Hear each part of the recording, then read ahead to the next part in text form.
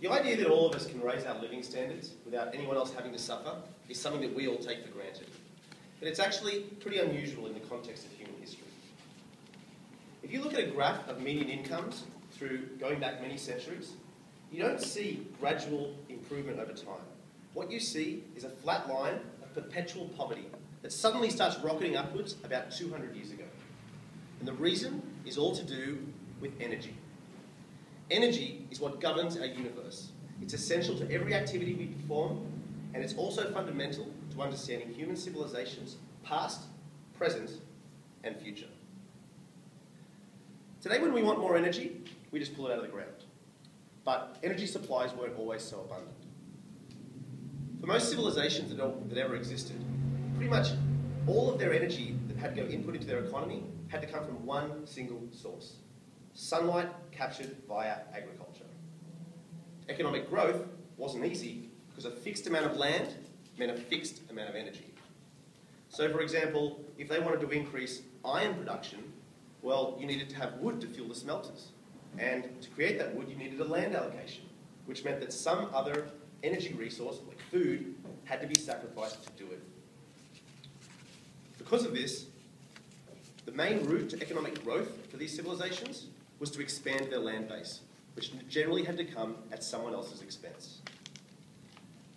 Living under this violent zero-sum economic paradigm, some of the best returns were an investment in a good army. Europe lived under these conditions for more than 1,000 years in the Middle Ages. But in around the 16th century, these energy constraints started to lift, thanks to two factors. The first was the age of exploration and the discovery of the New World that opened up vast tracts of new land for European agriculture. And the second was the mining of fossil fuels that allowed first the Dutch and then the British to expand their domestic manufacturing output on a fixed land base.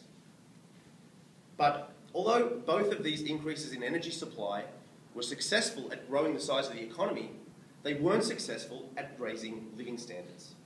In all cases, the population grew in parallel and the income per person stayed flat. Why? Well, one clue is that they didn't even have a concept of what energy was back then. They had some understanding of mechanical energy, how forces moved objects, and they had some understanding of heat energy, how temperatures behaved, but they didn't understand that these were two sides of the same coin. Heat energy was fairly easy to generate, but the only technology that existed for taking their energy supplies and converting it into mechanical force was muscle. And this was critical, because mechanical energy is the key input to pretty much all manufacturing. So economic production was proportional to the amount of mechanical energy available, which itself was proportional to the population, which meant that the amount of economic production per unit of population was basically constant.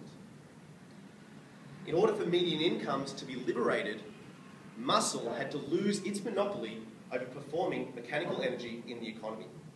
And that is exactly what happened in the 18th century, with the very first invention that was able to bridge that gap and convert heat energy into mechanical energy, the steam engine. It's impossible to overstate just how radically this energy breakthrough transformed society.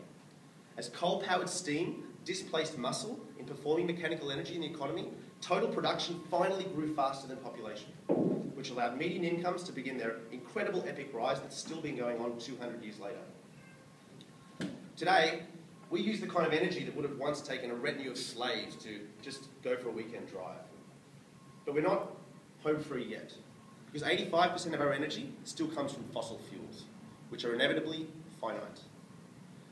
And the strain on fossil fuels is becoming ever greater as developing nations race to catch up with the West. For example, China, in their incredible accelerated growth over the past few decades, that's only been possible thanks to an unprecedented, staggering growth in their coal production. It's been so extreme that today, China produces and consumes more coal than the entire rest of the world put together. So think about what that means as the next 3 billion people try to follow in their footsteps.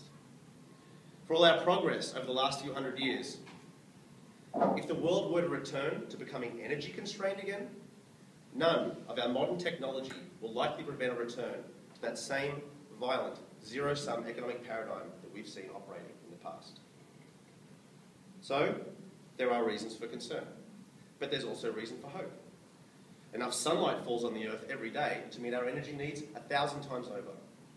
And even that is just 2 trillionths of the energy that the sun emits. We live amidst energy abundance. We just kind of need to figure out how to make use of it. So, in summary, energy is what gave birth to civilization.